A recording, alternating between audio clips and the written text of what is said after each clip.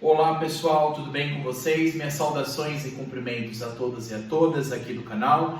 Mais uma vez aqui professor Lucas, professor de Direito Tributário e Processo Tributário para os cursos aqui em preparação em primeira e segunda fase do exame da OAB, tá? Pessoal, o pessoal que está me acompanhando aqui nas aulas, já desde a aula de número 1, essa é a aula de número 5, sabe que eu estou tentando adaptar algumas filmagens aqui no canal. Antes eu só estava mostrando apresentações de slides e não estava aparecendo. Aí teve um comunicado de um inscrito meu aqui do canal que pediu para que eu formatasse a filmagem para que eu aparecesse junto com a imagem. Mas eu não consegui me adaptar ainda com esse estilo do software que ele me recomendou. Ainda tenho que ver como é que eu baixo no meu computador, como é que é essa formatação. Mas eu adotei como uma outra hipótese de filmagem, essa que eu estou fazendo aqui com vocês. Eu estou aqui falando com vocês pessoalmente e filmando pelo meu celular, e assim eu vou passando o conteúdo para vocês aqui dos slides que eu vou revelando aqui para vocês. Agora, pessoal, eu não sei se a imagem está ficando muito boa, não sei se o som está ficando muito alto ou está ficando com muito ruído, porque eu estou usando um data show aqui, talvez deve estar com ruído muito alto. Me passem o retorno de vocês para ver como é que está a qualidade da filmagem, se precisa melhorar ou diminuir a luminosidade, aumentar mais a distância. Enfim, sempre há formas da gente melhorar, sempre há formas da gente aprimorar a filmagem. Mas o objetivo mais importante aqui do canal, pessoal, é claro que tem muita coisa ainda que eu preciso formatar no canal, mas o mais importante de tudo é passar o conteúdo do direito tributário para vocês e a gente começar a entrar nos temas e vocês se prepararem comigo para a primeira fase do exame da OAB. Lembrando que esta aula é destinada de modo especial para os candidatos do 40º Exame de Ordem Unificado, em especial para a primeira fase que vai ser nesse ano de 2024. Então o objetivo é formatar o conteúdo teórico com vocês, depois a gente treinar as questões práticas de primeira fase e a gente entender os principais temas que a FGV gosta de perguntar na OAB, em especial na primeira fase em Direito Tributário.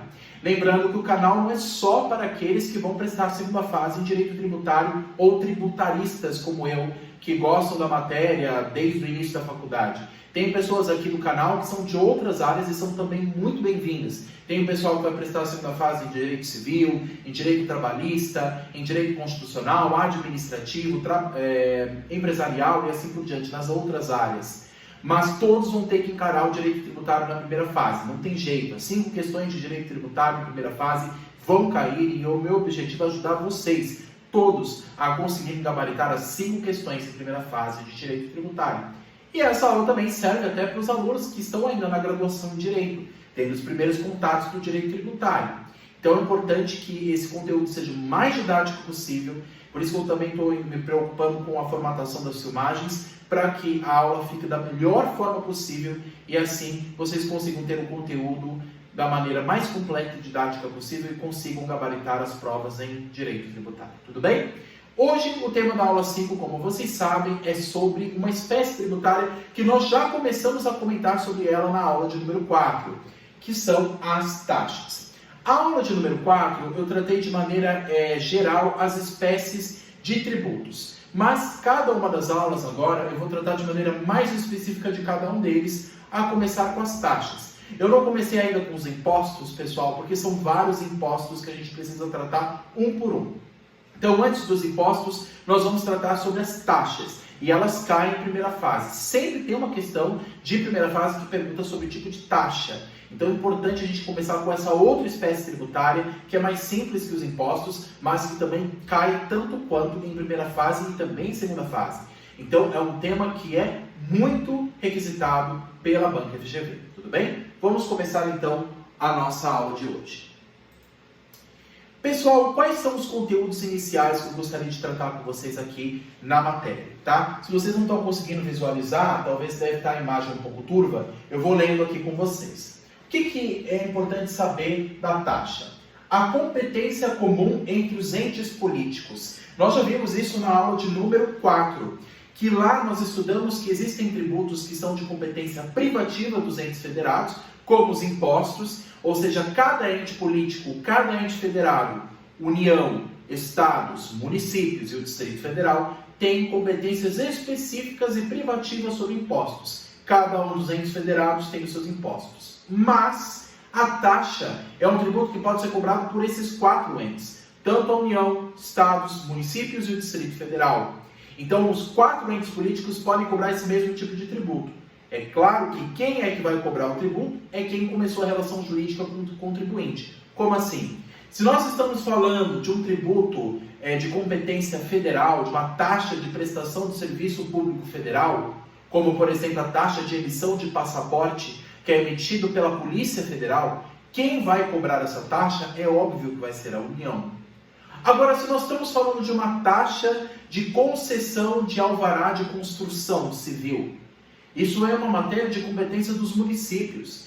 Quem vai ter que cobrar esse tipo de taxa vai ser o município, o local onde se ocorre aquela construção civil, e a prefeitura autoriza por meio do alvará de construção, e para ser pago este alvará tem que ser por meio de taxa. Ou mesmo uma taxa de serviço público de jurisdição estadual, a taxa para eu ingressar com um processo na Justiça Estadual, no Tribunal de Justiça do Estado. Eu pago uma taxa, mas eu pago para o poder do Estado, para o poder estadual. Então percebem que a depender de quem presta o serviço, a depender de quem faz acontecer a relação jurídica com o contribuinte, esse vai ser o ente competente para cobrar. Então, se nós estamos falando de uma cobrança, de uma relação jurídica em âmbito federal, quem cobra é a União. Em âmbito estadual, são os estados, e assim por diante. Todos podem cobrar. União, estados, municípios e o Distrito Federal podem cobrar taxas, mas somente cobra quem prestou aquele serviço ao contribuinte. Tudo bem? Ele é um tributo contraprestacional, retributivo e vinculado a uma atividade do Estado. Ou seja, você cobra a taxa porque o ente estatal, eu digo Estado aqui nesse sentido, no sentido lato sensu, ou seja, no sentido macro, no sentido geral. Quando eu falo ente estatal, estou falando de, pode ser a União, Estados, municípios ou Distrito Federal. Então, o ente estatal, o ente público, vai cobrar este tributo do contribuinte porque houve uma contraprestação. Porque houve uma prestação de um serviço público a esse contribuinte, e o contribuinte, para pagar esse serviço prestado, ele paga mediante taxa. Tá? Diferente dos impostos, as taxas são tributos contraprestacionais, ou seja, para que eu pague a taxa, eu tenho que receber algo em troca. Eu tenho que receber um serviço específico do Estado. Eu não posso ser cobrado de taxa se o Estado não me prestou nenhum serviço. Se ele não me prestou nenhum serviço específico ou nem pôs à minha disposição, então, nesse caso, ele não pode me cobrar uma taxa. Agora, os impostos não. Nós vimos que os impostos, por isso que os impostos são tributos não vinculados, diferente das taxas, que são tributos vinculados. Vinculados ao quê? A uma atividade administrativa, a uma contraprestação feita pelo Estado. Eu pago taxa porque o ente estatal me prestou um serviço para mim. Um serviço público para o meu benefício. Tudo bem? Então, por isso que ele é um tributo contraprestacional. Contraprestacional, ou também conhecido como retributivo, e vinculado a uma atividade específica do Estado. Tudo bem? Vamos lá. O que é importante a gente ter em mente? Serviço público deverá ser obrigatoriamente, eu até coloquei aqui em negrito, aqui grifado inclusive, serviço público deverá ser obrigatoriamente específico e divisível para a cobrança de taxa. Não existe, pessoal, cobrança de taxa para serviços gerais. É para serviços específicos. Eu vou citar um exemplo aqui. Não existe, por exemplo, taxa de iluminação pública. Por que não existe taxa de iluminação pública? Porque é um serviço geral, prestado a todo mundo. Então, iluminação de praças públicas, de rodovias, de ruas, de avenidas, são serviços gerais, todo mundo usufrui. Não dá para saber quem usufruiu ou não. Então, como um serviço geral e não dá para distinguir quem usufruiu ou não, então não existe taxa de iluminação pública. Até mesmo existe uma súmula do STF que diz que é inconstitucional a cobrança de taxa de iluminação pública, porque é um serviço indivisível. Precisa ser, portanto, específico e divisível. Por exemplo, a taxa de coleta de lixo. Vem a prefeitura, coleta o lixo da sua casa, da sua residência. É um serviço destinado a você, pessoa física. Ela vai lá e presta esse serviço a você ou mesmo deixa à sua disposição. Então, dá para saber quem usufruiu dele ou não. Dá para especificar. Nesse caso, se cobra a taxa de recolhimento de lixo. Ele é prestado ao contribuinte ou posto à sua disposição. Pode ser que o contribuinte não usufrua dessa taxa. Pode ser que o contribuinte não usufrua diretamente desse serviço, mas o fato de só estar posto à sua disposição já é suficiente para cobrar aquela taxa. Então, um exemplo de novo que eu citei da taxa de coleta de lixo. Vamos supor que eu esteja no período de férias, não estou em casa, e mesmo assim, mesmo não estando em casa e nem produzindo lixo em casa, nesse caso, mesmo assim, a prefeitura sempre passa toda semana na minha rua fazendo coleta de lixo. Eu não usufruí durante esse período da coleta de lixo, desse serviço específico. Mas mesmo assim, serei cobrado de taxa? Sim. Porque nesse caso, pessoal, da coleta de lixo, deste serviço público específico e obrigatório que a prefeitura presta aos contribuintes, mesmo que eu não usufrua, por exemplo, num período de férias, num período que eu não estou em casa, o fato de ter sido posto à minha disposição, de ter ido no carro da prefeitura toda semana passado na minha rua e coletando lixo reciclado, por exemplo, eu vou ter que pagar a taxa de recolhimento de lixo. Então não importa se eu usufruir daquele serviço ou não. O fato de ter sido posto à minha disposição, mesmo que eu não tenha usufruído dele, mesmo que eu não estivesse na minha casa durante muito tempo, eu vou ter que pagar aquela taxa de recolhimento de lixo, porque aquele serviço foi posto à minha disposição. Isso basta para a cobrança de taxa. É o fato gerador que gera a obrigação de pagar a taxa. Tudo bem? Vamos lá. Outras questões que é importante dizer, né? Como eu falei aqui, né? A taxa de coleta de lixo será cobrada, pois foi posta à disposição do contribuinte, usufruindo desse serviço. Somente ocorre, desculpa, aqui ficou meio turvo, pessoal, mas vou ler para vocês. Somente ocorre quando o uso é compulsório pelo poder público. Então, o poder público, ele coloca à disposição do contribuinte, mas o uso deve ser compulsório, ou seja, o contribuinte deve usufruir daquele serviço. Coleta de lixo é serviço essencial, porque é um serviço que visa a saúde pública, evitar com que os lixos se acumulem nas casas e evite a proliferação de doenças, por exemplo. Então, nesse caso, é um serviço específico e obrigatório. Então, por conta disso, deve haver a cobrança de taxa. Mesmo que eu não tenha usufruído daquele serviço de coleta de lixo. Mesmo assim, como foi posto à minha disposição, eu vou ter que pagar essa taxa ao município que me prestou esse serviço. E quem especifica isso é o artigo 79, gente, do Código Tributário Nacional, que é o uso efetivo. Claro que o poder público tem que, de maneira efetiva, prestar aquele serviço. Ele não pode deixar de prestar aquele serviço ao contribuinte, porque se ele deixar de fazer isso, se ele deixar de prestar esse serviço específico, se ele não fizer esse serviço, é óbvio que ele não vai poder cobrar aquela taxa. Mas se ele esteve toda semana lá coletando o lixo das casas, a prefeitura, então nesse caso ele pode, e não só pode como deve, cobrar a taxa de recolhimento de lixo para financiar esse serviço público específico e obrigatório para cada contribuinte. Tudo bem? Essa é uma especificação que está prevista no artigo 79 do Código Tributário Nacional. Tudo bem? Acho que ficou aqui um pouco turvo, pessoal. Depois eu vou ter até que adaptar ali o data show, a forma ali de filmagem, até formatar um pouco aqui a lente para aparecer melhor, mas espero que tenha ficado claro aqui, tá? Artigo 79 do Código Tributário Nacional. Alguns outros pontos importantes, pessoal, eu gosto sempre de citar as súmulas do STF ou do STJ quando a gente trata desses assuntos. Estudar para o exame da OAB não é só estudar a legislação, é claro que é fundamental, mas também vocês precisam ter o conhecimento também da jurisprudência do STF em matéria constitucional e do STJ em matéria infraconstitucional. Então, súmulas do STF e do STJ despencam em primeira fase e também em segunda fase em direito tributário. Então, fiquem atentos a isso. Serviço de limpeza pública, pessoal, é um serviço ulti universi, ou seja, um serviço geral, prestado a toda a coletividade. Não é específico, não dá para saber quem usufruiu ou não. Por conta disso, não pode ser cobrado taxa de limpeza pública.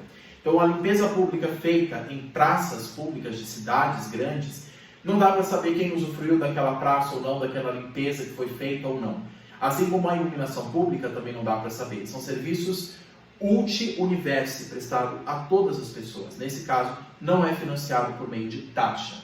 Diferente do serviço de coleta de lixo domiciliar, como eu falei para vocês, que é um serviço multi-singuli, ou seja, dá para saber quem usufruiu dele ou não, no singular, saber quem usufruiu daquele serviço, em que época, em que momento. A súmula vinculante 19 do Supremo Tribunal Federal diz que os proprietários dos imóveis são os usuários do serviço. Então, quem paga a taxa de coleta de lixo nas residências são os proprietários desses imóveis, que são, portanto, aqueles que usufruem desse serviço público prestado. São usuários, portanto, do serviço. Mesmo que eles não tenham utilizado naquele período. Não estive na residência porque eu estive de férias. Não estive na residência porque eu estava viajando ao trabalho. Então, não usufruí naquela semana daquele serviço de coleta. Vou ter que pagar a taxa? Vai. Então, foi posta à disposição, isso basta. Súmula vinculante 19 do STF. E a súmula vinculante 41 também do STF diz que não pode taxa de serviço de iluminação pública. Quem fala que não pode taxa de serviço de iluminação pública é a súmula vinculante 41 do Supremo Tribunal Federal. Ela que especifica esse tema, portanto, ela tira a taxa de iluminação pública que antes existia no ordenamento brasileiro e agora não existe mais. Tudo bem? Outras questões importantes, pessoal, aqui, que eu fiz até questão aqui de grifar. O artigo 145, parágrafo 2º da Constituição Federal. Taxas não podem ter a mesma base de cálculo dos impostos. A base de cálculo, o material que é utilizado, o valor que é utilizado para calcular a taxa, não pode ser o mesmo utilizado nos impostos. Por exemplo, a gente vai ver isso mais para frente quando a gente estudar os tipos de impostos. Mas vou citar um exemplo. Como a gente está falando de taxa de recolhimento de lixo domiciliar, o IPTU, que é o imposto municipal, que a gente vai estudar isso lá na frente, Imposto sobre a Propriedade Predial e Territorial Urbana, imposto do município. Esse imposto ele é cobrado dos munícipes, daqueles que vivem naquela cidade. Só que o IPTU ele tem como base de cálculo o valor venal do imóvel. Não pode haver uma taxa de coleta de lixo que tem como base o valor deste imóvel, o valor venal. Por quê? Porque a mesma base de cálculo é utilizada pelo imposto. Não faz sentido haver dois tributos sob a mesma base de cálculo, para evitar aquilo que o direito tributário chama de bitributação. Então, para não haver essa bitributação, deve-se haver a separação dos fatos geradores, ou seja, o cálculo que é feito, a base de cálculo que é feito, para se chegar ao valor da taxa, tem que ser diferente do imposto. Ela pode até adotar alguns critérios parecidos do imposto, como no caso do IPTU, mas tem que ter diferença, porque se forem idênticos, é inconstitucional. Não podem ser idênticos. O fato gerador da taxa não pode ser idêntico do imposto, a exemplo que eu citei do IPTU. A súmula vinculante 29 do Supremo Tribunal Federal, ela fala também sobre isso. Não deve ser, eu coloquei não teve. Não deve ser idêntico o fato gerador da taxa e dos impostos. Eu coloquei não teve, não deve ser idêntico ao fato gerador, a taxa e os impostos. É claro que há alguns critérios que podem ser parecidos, da taxa de coleta de lixo domiciliar e dos impostos municipais, no exemplo do IPTU. Mas tem que ter diferença, porque se forem idênticos, aí é inconstitucional, para evitar a bitributação, para que o contribuinte não tenha que pagar dois tributos iguais sobre o mesmo fato gerador.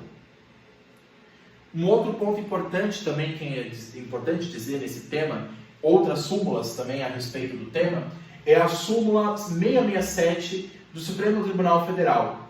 A taxa de serviço judiciário, que é aquela taxa que a gente paga pelas custas do processo, quando alguém vai à esfera judicial para mover o processo, ela paga uma taxa de serviço judicial. Essa taxa não poderá violar o direito ao acesso à jurisdição, que é inclusive um direito garantido pelo artigo 5º da Constituição. Não podendo passar o valor da causa, ou seja, a taxa que eu passo para o Tribunal de Justiça do Estado, para que eu possa usufruir daquele serviço de jurisdição e poder exercer o meu direito constitucional, seja de ação ou de defesa, essa taxa que eu pago não pode passar o valor da causa, porque se passar esse valor da causa, que é especificado no processo, se passar o valor da causa, fica um tributo muito sobrecarregado, muito alto. Então, acaba tendo um efeito confiscatório, violando demais o meu patrimônio como contribuinte. Então, e não somente violando o meu patrimônio, mas violando o meu acesso à jurisdição. Não pode o poder público colocar empecilhos para a pessoa acessar o poder judiciário, porque o acesso ao poder judiciário é um direito universal. É garantido pelo artigo 5º da Constituição, é cláusula pétrea, não pode ser mudado nem por emenda constitucional. Todos têm acesso ao poder judiciário. É claro que vão pagar para esse acesso a taxa de serviço judicial, mas essa taxa não pode passar o valor da causa. E quem já determinou isso, como eu disse, é a súmula 667 do Supremo Tribunal Federal. A súmula 545 do STF também fala do assunto de taxas. E ela fala que a taxa ela é diferente daquilo que a gente conhece como preço público. Como assim? Taxa, pessoal, uma coisa que tem que ficar claro para vocês, não é a mesma coisa que tarifa. Tarifa é uma coisa, taxa é outra. Mas qual que é a diferença das duas? A súmula 545 do STF fala a respeito disso. E eu até fiz um outro slide para especificar a diferença dos conceitos. Tarifa é preço público. Embora tenha esse nome preço público, a tarifa é o pago para uma empresa privada que presta um serviço público específico. Por exemplo, quando eu pago a tarifa de ônibus, a companhia de ônibus, embora ela esteja prestando um serviço para o Estado, para a população, em nome do Estado, então quando você vê aqueles ônibus andando pela cidade, as empresas que administram esses ônibus são empresas privadas, mas que têm algum contrato com o poder público. Então por isso que elas prestam aquele serviço para a coletividade, em autorização do Estado ou do município. Mas a empresa em si que financia aquele serviço, ela é privada. Aqui em São Paulo, por exemplo, tem a Urubupungá. A Urubupungá é uma empresa privada que presta um serviço público em companhia com o Estado, em conjunto com o Estado. Aqui em São Paulo, por exemplo, a Urubupungá é uma empresa privada. Então, o que ela cobra? Tarifa, ela não cobra taxa. Mesmo que ela esteja prestando serviço público, mas ela está fazendo isso como empresa privada. Então, ela é derivada do direito privado, de uma relação contratual que o consumidor tem com aquela empresa. Como falei no exemplo de uma empresa de ônibus. Admitindo rescisão, facultativo é facultativo, ou seja, eu posso não usufruir desse serviço que a empresa está oferecendo, e de receita obrigatória. Então, quando falar de, existe taxa de ônibus ou taxa de metrô, não é taxa, é tarifa. Embora o pessoal fale errado, é tarifa, porque a empresa é privada. Embora ela esteja prestando serviço público em nome do Estado, ela não é o Estado. Ela é uma pessoa jurídica de direito privado que tem um contrato de concessão, é uma concessionária de serviço público, uma permissionária de serviço público. Um outro exemplo é nas rodovias. Não tem as rodovias? As empresas privadas que estão administrando as rodovias, aqui em São Paulo tem, por exemplo, a CCR Via Oeste. Você também tem a Ecovias e outras empresas privadas que administram as vias rodoviárias do nosso país, as rodovias do nosso país de norte a sul. Essas empresas são privadas, mas elas prestam serviço em conjunto com o Estado. Então, nesse caso, elas vão cobrar o quê? Tarifa. Elas não vão cobrar taxa. Então, aquele pedágio é um preço público, não é taxa. Taxa é uma receita derivada do direito público, derivada e de direito público. A taxa ela é cobrada diretamente pelo ente público, não pela empresa privada que presta o serviço público. Tem que ser diretamente pelo Estado. Então, por isso que eu pago uma taxa de emissão de passaporte, porque aí sim eu estou pedindo a emissão do passaporte para a Polícia Federal, que é um órgão da União, aí é um órgão público. E não existe, obviamente, taxa de transporte de ônibus, porque o ônibus, a companhia que opera esses ônibus é uma empresa privada, como eu citei o exemplo aqui. Tudo bem? Então, não confundir tarifa com taxa. E uma outra questão também, que é importante lembrar, porque a gente já estudou na aula passada, é o artigo, além do artigo 77 do CTN, que fala da taxa como tributo que financia serviço específico e divisível. Existem dois tipos de taxas. essa de serviço público e a taxa de polícia. A taxa de polícia, pessoal, como nós vimos, é a taxa que financia o exercício do poder de polícia e tem sua definição no artigo 78 do CTN, o poder de regulação. Ou seja, o ente público, quando exerce, aí não tem nada a ver com o serviço prestado à coletividade, prestado a uma pessoa específica. Mas, quando a gente fala de serviço de poder de polícia, é um poder de fiscalização. Por exemplo, quando vem um agente da vigilância sanitária fiscalizar se aquele restaurante está em plenas condições de uso e funcionamento, se aqueles alimentos estão bem refrigerados, existe um ambiente de higienização, inclusive para os funcionários, para que aquele restaurante possa operar, ou a concessão de um alvará por parte da prefeitura para que aquele prédio possa ser construído com segurança, ou a concessão de uma autorização pelo Corpo de Bombeiros para que aquele ambiente possa funcionar e não tenha risco de incêndio. Então, essa fiscalização que é feita é o que a gente chama de poder de polícia. Não é a polícia judiciária que vai lá e prende o criminoso. Não é essa polícia que estamos falando. Poder de polícia aqui, para o direito tributário e administrativo, interessa é a fiscalização que se faz para conceder a autorização, a permissão para que haja aquela atividade privada, para que ela possa ocorrer de maneira regular e sem oferecer risco à coletividade. E essa fiscalização gera a cobrança de uma taxa, que é a taxa de polícia. Tudo bem? Pessoal, essa foi a aula de hoje. Fico à disposição de vocês para o que for necessário, inclusive para esclarecer dúvidas. Peço ao pessoal que curtam o vídeo, se inscrevam no canal e me deem sugestões para melhorar as filmagens. Eu tentei adaptar dessa vez a filmagem, mas claro que há muito a melhorar. Seja no som, que eu acho que está saindo um ruído muito alto aqui, não sei se vocês estão conseguindo ouvir, ou na iluminação, na formatação dos slides, para que apareça de maneira menos turva possível. Então, o meu objetivo é regular as aulas para que atenda o público da melhor forma possível, tudo bem? Mas o mais importante de tudo é passar o conteúdo para vocês do direito tributário. Se vocês quiserem os slides, pessoal, dessas aulas, não só dessa aula, mas das aulas anteriores, me passem um e-mail aqui nos comentários, que aí eu compartilho com vocês o slide, não só dessa aula, mas das aulas anteriores que a gente está passando aqui. E se tiverem dúvidas, também deixem nos comentários que eu vou respondendo vocês. Peço, pessoal, que curtam o vídeo, compartilhem com os colegas, me ajudem a fazer com que o canal cresça e atinja o maior número possível de pessoas, para que o conteúdo do direito tributário seja o mais democrático possível e que todos tenham acesso. Eu sou o professor Lucas, agradeço muito pela atenção de todos aqui do canal e fico à disposição do que for necessário. Um abraço e até a próxima. Tchau, tchau. Bons estudos.